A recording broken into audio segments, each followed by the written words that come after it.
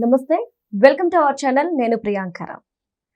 IndiGo airlines కి సంబంధించి వచ్చిన సమస్య ఏదైతే ఉందో ఇదంతటికీ కారణం రామ్మోహన్ నాయుడు అని చెప్పేసి అందరూ కూడా ఆయన తిరుగుతూ కొన్ని వార్తాపత్రాలు కావచ్చు, ఛానల్స్ కావచ్చు, రామ్మోహన్ నాయుడిని మోడీ గారు పిలిచి వార్నింగ్ ఇచ్చారు అని చెప్పడం, తర్వాత రామ్మోహన్ నాయుడు దిగొచ్చాడు అని చెప్పడం, ఇలా ఎవరికి నచ్చిన కథనాలు వాళ్ళు రాసుకుంటున్నారు. ఇంకొక విషయం అంటే అసలు ఏం జరిగింది, ఈ ఇండిగోకి రామ్మోహన్ నాయుడు గారికి మధ్య జరిగిన ఘర్షణ ఏంటి, అసలు ఎందుకు ఇండిగో ఫ్లైట్స్ అన్ని కూడా క్యాన్సిల్ చేసుకోవాల్సి వచ్చింది అనేది తెలుసుకునే ప్రయత్నం చేద్దాం. మనతో మాట్లాడడానికి ప్రముఖ పొలిటికల్ అనలిస్ట్ అప్పసాని రాజేష్ గారు ఉన్నారు. ఆయనతో మాట్లాడదాం. నమస్కారం. నమస్కారం. సరే, ఇండిగో ఫ్లైట్స్ కి సంబంధించి 3 రోజులుగా క్యాన్సిల్ చేసుకుంటూ వస్తున్నారు. సేవలన్నీ నిలిచిపోయినాయి. అయితే దీని అంతటికీ కారణం రామ్మోహన్ నాయుడు అని చెప్పేసి చాలా మంది అనడం. ఇంకొకటి ఏంటి అంటే అప్పట్లో అశోక్ గజపతి రాజు గారు చేశారు, ఆయన ఉన్నప్పుడు ఇలాంటి సంక్షోభమే వచ్చింది, వీళ్ళు ఉన్నప్పుడు ఇలాంటి సంక్షోభమే వచ్చింది అని చెప్పేసి అంటున్నారు. అసలు ఫ్లైట్స్ అన్ని క్యాన్సిల్ చేసుకోవడానికి రామ్మోహన్ నాయుడు గారికి కారణం ఏంటి? ఇప్పుడు ఇవాళ రామ్మోహన్ నాయుడు లక్ష్యంగా ఆంధ్రప్రదేశ్ రాష్ట్రంలో వైసీపీ విమర్శలు ఎక్కువ పెట్టాలని మనం అర్థం చేసుకుందాం. ఎందుకంటే కేంద్ర ప్రభుత్వ వైఫల్యం ఇది. అంటే వైఫల్యం అంటూ ఎదురైతే అది కేంద్ర ప్రభుత్వం అంది. ఆంధ్రప్రదేశ్ రాష్ట్రంలో తెలుగుదేశం పార్టీకి సంబంధం లేదు. రామ్మోహన్ నాయుడు కేంద్ర మంత్రివర్గంలో కేబినెట్ మంత్రి. మంత్రిగా తను వైఫల్యం చెందితే అది collective responsibility of central cabinet. ఇక్కడ కేంద్ర ప్రభుత్వాన్ని కానీ, కేంద్రంలో అధికారంలో ఉన్న ప్రధానమంత్రి నరేంద్ర మోడీ గారిని కానీ కించిత్తు మాట కూడా, పల్లెత్తు మాట కూడా అనే ధైర్యము, సాహసము లేని ఈ ఆంధ్రప్రదేశ్ ప్రతిపక్షం రామ్మోహన్ నాయుడు గారిని లక్ష్యంగా చేసుకొని విమర్శలు ఎక్కువ పెట్టాలని పక్కకు పెడదాం కొంతసేపు. అసలు ఈ సంక్షోభం తలెత్తిన పరిస్థితులు, పరిణామాలు ఒకసారి విశ్లేషించుకుంటే ప్రయాణికుల భద్రత, ఫ్లైట్ల భద్రత, అలాగే ఫ్లైట్ సిబ్బంది భద్రత, పైలట్లు కానీ, అలాగే క్యాబిన్ క్రూ కానీ, తర్వాత వీళ్ళు కానీ ఎయిర్ హోస్టెస్లు వీళ్ళు ఉంటారు కదా, వీళ్ళందరి భద్రతని కాపాడే లక్ష్యంతో వాళ్ళ భద్రత దృష్టిలో ఉంచుకొని కొన్ని కఠినతరమైన నిబంధనలు డీజీసీఏ ఇంపోజ్ చేసింది. సుమారుగా నాకున్న సమాచారం మేరకు 22 నిబంధనలు విధించారు. వీటిని అమలు చేసి తీరాలి అని చెప్పని. జూలై 1 తారీఖుకి దాదాపుగా 15 నిబంధనలు అమల్లోకి వచ్చేసినాయి. ఇంకొక 7 నిబంధనలకి డెడ్ లైన్ మొన్న నవంబర్ 1 తారీఖు రోజు పెట్టుకున్నారు. దాంట్లో ప్రధానమైంది flight duty time limitation, FDTL అంటారు. ఇది చాలా కీలకం. అంటే ఒకే పైలట్ అంటే వారంలో ఎక్కువ సార్లు నైట్ డ్యూటీలో, నైట్ ల్యాండింగ్లో పాల్గొనటం, ఎక్కువ గంటలు వాళ్ళు డ్యూటీలో పాల్గొంటూ ఉంటాం, వాళ్ళు కంపల్సరీ రెస్ట్ తీసుకోవాల్సిన అవర్స్ తక్కువగా ఉండటం. ఇవాళ pilot sound mind and sound బాడీతో ఉండాలి. అవును సార్. ఉండాలి అని అంటే వాళ్ళకి ప్రాపర్ విశ్రాంతి అవసరం. వారి మీద అంటే సాంకేతిక పరమైన లోపాలని పక్కకు పెట్టేస్తే ఒక స్థాయి సాంకేతిక పరమైన లోపాలను కూడా మీన్ టైంలో ఐడెంటిఫై చేసి దానికి తగిన ముందస్తు ఏర్పాట్లు కింద గ్రౌండ్ సిబ్బందికి సమాచారం ఇచ్చి దగ్గరలో ఉన్న ఎయిర్పోర్ట్లో క్రాష్ ల్యాండింగ్ లాంటివి అయినా సరే చేయించి వీలైనంత వరకు నష్టాన్ని నివారించగలిగే శక్తి సామర్థ్యాలు పైలట్ చేతిలోనే ఉంటాయి. అంటే ఏదైనా ప్రమాదకర పరిస్థితులు తలెత్తుతున్నాయి అనుకున్నప్పుడు, ఏదైనా సాంకేతిక పరమైన అవాంతరాలు తలెత్తాయి అనుకున్నప్పుడు, అలా అంత షార్ప్గా బాడీ అండ్ సోల్ రెండూ ఉండగలగాలి అని అంటే వారికి కావాల్సినంతటి విశ్రాంతి కూడా అవసరం. సో ఆ ఉద్దేశంతో ప్రభుత్వం డీజీసీఏ ద్వారా కొన్ని కఠినతర నిబంధనలు ఇంపోజ్ చేసింది. ఈ ఇంపోజ్ చేసింది ఒక్క ప్రయాణికుల కోణంలోనో రాజకీయ కోణంలోనో కాదు, ఎయిర్లైన్స్ సర్వీస్ నిర్వాహకులకి కూడా అది క్షేమకరమే. ఎందుకంటే ఇప్పుడు మొన్న అహ్మదాబాద్లో ఎయిర్ ఇండియాకి సంబంధించిన విమానం కుప్పకూలింది. ఆ కుప్పకూలినప్పుడు ఆ ఫ్లైటుని నష్టపోయారు, వందలాది మంది ప్రాణాలు పోయాయి, ఆస్తుల నష్టం జరిగింది. ఈ నష్టం మొత్తం భర్తీ చేసింది ఎయిర్ ఇండియానే కదా. సో అక్కడ ఎటువంటి ప్రమాదకర పరిస్థితులు తలెత్తినా మొట్టమొదటి ఆ సంస్థకు కూడా నష్టం జరుగుతుంది కాబట్టి విలువైన ప్రాణాలు కోల్పోవటమే కాకుండా ఆ సంస్థను కూడా దృష్టిలో పెట్టుకొని అందరికీ విన్ విన్ సిచ్యుయేషన్లో క్షేమకరంగా ఈ యాక్టివిటీ నడవాలి అని అంటే ఈ విధమైన నిబంధనలు పాటించాలి అని చెప్పని ప్రభుత్వం కొన్ని నిబంధనలు రూపొందించింది. దాన్ని అమలు చేసే విషయంలో కఠినంగా వ్యవహరిస్తున్నారు. ఇక్కడ ఇండిగో సంస్థ నవంబర్ 1 నుంచి ఈ నిబంధనలు అమలవుతాయని తనకు తెలుసు. ఈ నిబంధనలు అమలైనప్పుడు దానికి అనుగుణంగా ఇవాళ దేశంలో ఉన్న ఎయిర్వేస్లో 64% స్టేక్ హోల్డర్గా తాను ఉన్నప్పుడు అన్ని వందల వేల సర్వీసులు తన ద్వారా నిర్వహణ జరుగుతూ ఉన్నప్పుడు దానికి అనుగుణంగా హ్యూమన్ రిసోర్సెస్ను కూడా రిక్రూట్ చేసుకోవాల్సిన బాధ్యత తనది. మరి తగిన సిబ్బందిని ముందే తను సన్నద్ధం చేసుకోక ఆ ఉన్న కొద్దిపాటి సిబ్బందితోటే ఈ విధంగా అంటే ఏంటి, ప్రభుత్వం ఒక ఆదేశాలు ఇచ్చినా దానికి తగిన సన్నద్ధంగా లేకపోవటం ఆ సంస్థ లోపం.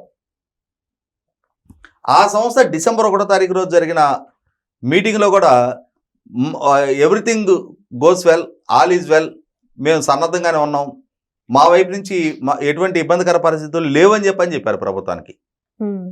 సడన్గా 3వ తారీఖు రోజు నుంచి ప్లేట్ ఫిరాయించారు. సర్వీసులు ఒక్కోటి క్యాన్సిల్ చేసుకుంటూ వెళ్తా ఉన్నారు. ఆ ఒక్కో దాంతో 10 సర్వీసులతో బిగినాయి, అది 100 సర్వీసుల స్థాయికి రీచ్ అయింది.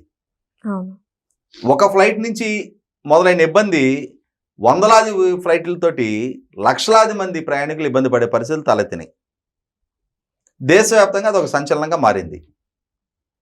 సరే మారింది. Civil aviation minister Rammohan Naidu ఆ క్రైసిస్లో ఎలా హ్యాండిల్ చేశాడు అనేది ఇంపార్టెంట్. మనం రిపబ్లిక్ టీవీ స్క్రీన్ మీద చూసేవాళ్ళం. అర్ణవ్ గోస్వామి చర్చ జరుగుతూ ఉన్నప్పుడు ఎప్పుడో తన ఫ్యామిలీ ఫంక్షన్లో తన బంధుమిత్రుల మధ్య తను డ్యాన్స్ చేసిన వీడియోని అక్కడ చూపిస్తూ తనేదో ఈ శాఖని నిర్వహణని గాలి కుదిలేసి విందులు వినోదాల్లో విలాసాల్లో మునిగి తేలుతున్నట్టుగా ప్రచారం చేశారు. రామ్మోహన్ నాయుడు విందులు విలాసాల్లో మునిగి తేల్లా. ఈవెన్ దో అర్ణవ్ గోస్వామి కుటుంబంలో ఏదైనా ఒక ఫంక్షన్ జరిగినా ఆ ఫంక్షన్లో అర్ణవ్ గోస్వామి కూడా అలాగే సందడి చేస్తాడు. కుటుంబ వేడుక అది, ఎప్పుడో జరిగిపోయిన సంఘటన అది. ఎవరికి వ్యక్తిగత జీవితాలు లేవు, ఎవరికి కుటుంబాలు లేవు, ఎవరి కుటుంబాల్లో ఫంక్షన్లు జరగవు. అంటే కేంద్ర కేబినెట్ మంత్రి కాబట్టి అతనికి వీటికన్నిటికీ అతీతంగా అతన్ని చూపించాలనుకుంటున్నారా? ఇవాళ రామ్మోహన్ నాయుడు ఆ కేబినెట్ శాఖ మంత్రిగా తను నిరంతరం పర్యవేక్షిస్తూ ఉన్నాడు. ఇండిగో వాళ్ళతో చర్చలు జరుపుతూ ఉన్నారు. ఇండిగో సీఈఓని 24 గంటల్లో సంజయ్ ఇవ్వమని అడిగారు. అతను అదనంగా ఇంకొక 24 గంటలు సంజయ్ కోరాడు. ఆ కోరిన మేరకు ప్రభుత్వం కూడా దాన్ని కన్సిడర్ చేసి వివరణ ఇవ్వమన్నారు. ఒక కార్పొరేట్ సంస్థ అదే అర్ణవ్ గోస్వామి క్యాబినెట్ మినిస్టర్ కోసం నేను ఫోన్ ట్రై చేశాను అన్నాడు తప్ప ఆ కంపెనీ సీఈఓకి ఎందుకు ఫోన్ చేసే ప్రయత్నం చేయాల? అసలు వివరణ అడగాల్సింది అతను కదా. ప్రభుత్వంలో ఇక్కడ ప్రభుత్వం ఇచ్చిన వెసులుబాటు ద్వారా నీ వ్యాపారం చేసుకుంటూ ప్రభుత్వ ఆదేశాలను ధిక్కరించే అధికారం, స్వేచ్ఛ నీకు ఎవరిచ్చారు? నువ్వు భారత ప్రభుత్వ సార్వభౌమత్వాన్ని ధిక్కరిస్తున్నావు అని చెప్పని అతను కదా ప్రశ్నించాల్సింది. ఇవాళ ప్రభుత్వ పరంగా ఈ ధిక్కార ధోరణికి పాల్పడ్డ సంస్థ మీద ఏం చర్యలు తీసుకుంటారో చూద్దాం. కానీ మొట్టమొదటి సిచ్యుయేషన్ నార్మల్సీకి రావాలి. ఆ నార్మల్సీకి వచ్చే క్రమంలో మరి ఇమ్మీడియట్గా ప్రత్యామ్నాయ ఏర్పాట్లు చేయడానికి అయితే ఆ ఎయిర్పోర్ట్లో ఉన్న వాళ్ళని వాళ్ళ టికెట్లు క్యాన్సిల్ చేయించి వాళ్ళకి రిఫండ్ ఇప్పించి వాళ్ళని ట్రైనుల్లో వాళ్ళ డెస్టినీకి పంపించగలుగుతారు తప్ప అప్పటికప్పుడు 64% సర్వీస్ ప్రొవైడర్గా ఉన్న ఇండిగోని రీప్లేస్ చేయగలిగే ఇంకొక ప్రత్యామ్నాయం సాధ్యపడదు. అదే వేరే ఒక 10% 5% ఉన్న సంస్థ ఏదైనా వాళ్ళ సర్వీసెస్ విత్డ్రా చేసుకుంటే దాన్ని ఈ 64% సర్వీస్ ప్రొవైడరు వీళ్ళు కొంతవరకు కాంపన్సేట్ చేయగలుగుతారు. అంతేగాని 5%, 6%, 20% ఉన్న స్టేక్ హోల్డర్సు 64% స్టేక్ ఉన్న సంస్థని అన్ని వందల సర్వీసెస్కి వీళ్ళు ప్రత్యామ్నాయ ఏర్పాట్లు చేయలేరు. ఈ క్రమంలో ట్రైన్స్ ఏర్పాటు చేశారు. ఇండిగో సంస్థను ఇమ్మీడియట్గా ఒక టైం బౌండెడ్ షెడ్యూల్లో వీళ్ళందరికీ రిఫండ్ చేయమన్నారు. అలాగే వీలైనంత వేగంగా మీ సర్వీసెస్ రెస్టోర్ చేసుకోవటం కోసం ముందుగా ప్రభుత్వం విధించిన ఈ నిబంధనల్ని తాత్కాలికంగా వాయిదా వేస్తున్నామని చెప్పారు. మీరు ఉన్న సిబ్బందితో ఇప్పటివరకు ఎలా అయితే నడిపిస్తున్నారో అలాగే కొన్నాళ్ళు నడిపించండి, ముందు సిచ్యువేషన్ నార్మల్సీకి తీసుకురండి అని చెప్పని ప్రభుత్వ పరంగా ఆదేశాలు ఇచ్చారు. ఇదే సందర్భంలో మిగిలిన ఎయిర్వేస్ కూడా మిగిలిన సర్వీసెస్ వాళ్ళు చాలా విపరీతంగా ధరలు పెంచేశారు ఈ సిచ్యువేషన్ ఎక్స్ప్లాయిట్ చేసుకుంటూ. అంటే మనకి సినిమా హాళ్ళ దగ్గర బ్లాక్ మార్కెట్ కంటే ఘోరంగా ఈ ఎయిర్లైన్ సర్వీస్ వాళ్ళు వీలైనంతగా దోచుకోవడానికి వాళ్ళు ప్రయత్నం చేస్తూ ఉన్నారు. అటువంటి పరిస్థితుల్లో ప్రభుత్వమే ధరలు ఫిక్స్ చేసింది. ఎన్ని కిలోమీటర్ల ప్రయాణానికి ఎంత దూరం, అంటే వీళ్ళు ప్రయాణిస్తున్న డిస్టెన్స్ని బట్టి టికెట్ ధరలు వీళ్ళే నిర్ణయించారు. అంటే వీలైనంత వరకు ఈ క్రైసిస్లో ప్రజల కోణంలో ఆలోచించి ప్రభుత్వ పరంగా నిర్ణయాలు తీసుకున్నారు. మరి ఒక మంత్రి అంతకంటే తను ఏం చేస్తాడు? అదే సందర్భంలో భవిష్యత్తులో ఏం చర్యలు తీసుకోబోతున్నారు వాళ్ళని వివరణ అడిగారు. ప్రభుత్వ పరంగా సీనియర్ అధికారులతోటి విచారణ కమిటీ వేశారు. ఆ విచారణ కమిటీ రిపోర్ట్ వస్తుంది. వాళ్ళు ఏ వివరణ ఇస్తారు, వాళ్ళు ఏ విధంగా వాళ్ళ చర్యలను సమర్థించుకుంటారు అనేది కూడా చూడాల్సి ఉంటుంది. వీటన్నిటి నేపథ్యంలో ఇవాళ ప్రభుత్వ ప్రతిష్టని మంట కలుపుతూ ప్రభుత్వం ద్వారా అనుమతులు పొంది ఆ అనుమతులు పొంది ప్రభుత్వం విధించిన షరతులకి నిబంధనల్ని ధిక్కరిస్తూ ఈ ధిక్కారదాన్ని ప్రదర్శించిన సంస్థ విషయంలో ఎట్టి పరిస్థితుల్లో ఉపేక్షించరు, కఠినంగానే ఉండి తీరుతారు. ఇది ప్రభుత్వ సమగ్రతకి ప్రభుత్వ సార్వభౌమత్వానికి పరీక్ష పెట్టాడు ఇండిగో వాడు. ఒక సవాలు విసిరాడు, మీ నిబంధనలు నేను పాటించడం, లక్షలాది మంది ప్రజల్ని ఎయిర్పోర్టుల్లో ముట్టడించేటట్టు చేసి నేను నా services all of sudden withdraw చేసేసుకుంటా, ప్రయర్ నోటీస్ కూడా ఇవ్వను, ఏం చేసుకుంటారో చేసుకోండి అని ఒక సవాలు విసిరాడు. ఈ విషయంలో 100% ప్రభుత్వం ఖచ్చితంగా కఠినంగానే వ్యవహరిస్తుంది. అదే సందర్భంలో ఇంతగా ఒకే సంస్థకి మోనోపోలీ 64% సర్వీసెస్ ఒకటి చేతుల్లోనే ఒకటి గుప్పెట్లోనే ఉంటే ఎటువంటి పరిస్థితుల పరిణామాలు ఎదురుగాపోతున్నాయి అనేది ఇప్పుడు ఒక గుణపాఠంగా ప్రభుత్వం దృష్టికి, దేశం దృష్టికి, ప్రజల దృష్టికి కూడా వచ్చింది. కాబట్టి ప్రభుత్వం కూడా ఇంకా అడిషనల్ ప్లేయర్స్ని కూడా ప్రోత్సహించే ప్రయత్నం చేస్తుంది. కొత్తగా ఈ మార్కెట్లోకి రావాలనుకునే వాళ్ళకి కొత్తగా అవకాశాలు ఇస్తారు, అనుమతులు ఇస్తారు. సో దక్కిన అవకాశాన్ని దుర్వినియోగం చేసుకొని వాళ్ళ ప్రభుత్వాన్ని మీద ఒక సవాలు విసిరిన నేపథ్యంలో 100% ప్రభుత్వం దానికి తగ్గట్టుగానే సిద్ధపడుతుంది. సివిల్ ఏవియేషన్ మినిస్టర్గా రామ్మోహన్ నాయుడికి ఒక సవాలు విసరబడింది. ఆ సవాలు విసిరిన సందర్భంలో తను స్టబన్గానే నిలబడ్డాడు, సమర్థంగానే వ్యవహరించాడు.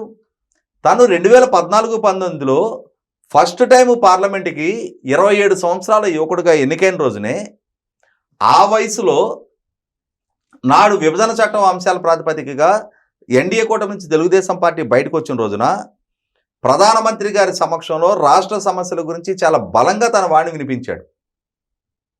తనేదో భయపడి పారిపోయి వెన్ను చూపే మనస్తత్వం ఉన్న నాయకుడు కాదు. చాలా సమర్థవంతమైన పార్లమెంటేరియన్గా బెస్ట్ పార్లమెంటేరియన్ అవార్డు గెలుచుకున్నాడు తను. అది దానికి ఏమి రికమెండేషన్లో పలానా వాళ్ళ అబ్బాయి అని చెప్పని ఇచ్చిన అవార్డు కాదు. అది సభ్యుడిగా తన పనితీరు ప్రాతిపదికగా, తన హుందాతనము, తను మెయింటైన్ చేస్తున్న పార్లమెంటరీ విలువల ప్రాతిపదికగా అవార్డు ఇచ్చారు.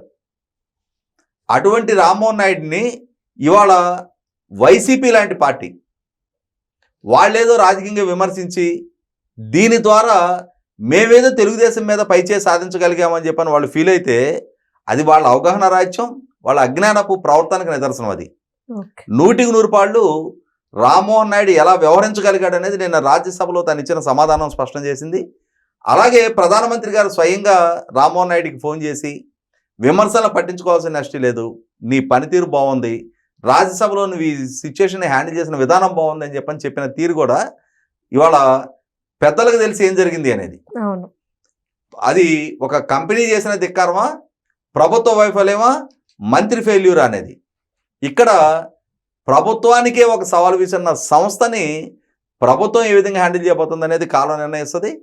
అదే సందర్భంలో తనకు దక్కిన అవకాశాన్ని చాలా సక్రమంగా సద్వినియోగం చేసుకుంటూ ప్రభుత్వానికి పేరు తీసుకొస్తూ తనకు కూడా పేరు తెచ్చుకుంటున్న రామ్మోహన్ నాయుడిని అప్రతిష్ట పాలు చేయటం లక్ష్యంగా కొన్ని జాతీయ మీడియా సంస్థలు, అలాగే ఆంధ్రప్రదేశ్ రాష్ట్రంలో ఉన్న కొందరు రాజకీయ నాయకులు వాళ్ళు ఎంత కొరసబుద్ధితో, ఎంత మరుగుజ్జు ఆలోచనతోటి ఏ విధంగా ప్రయత్నం చేసినా రామ్మోహన్ నాయుడు లాంటి ఒక వర్కహాలిక్, నిజాయితీగా రాష్ట్రం పట్ల, ప్రభుత్వం పట్ల, ప్రజల పట్ల మమకారం కలిగిన నాయకుడిని వీళ్ళు అప్రతిష్ట పాలు చేయలేరు అనేది వాస్తవం. Right. Thank you so much sir.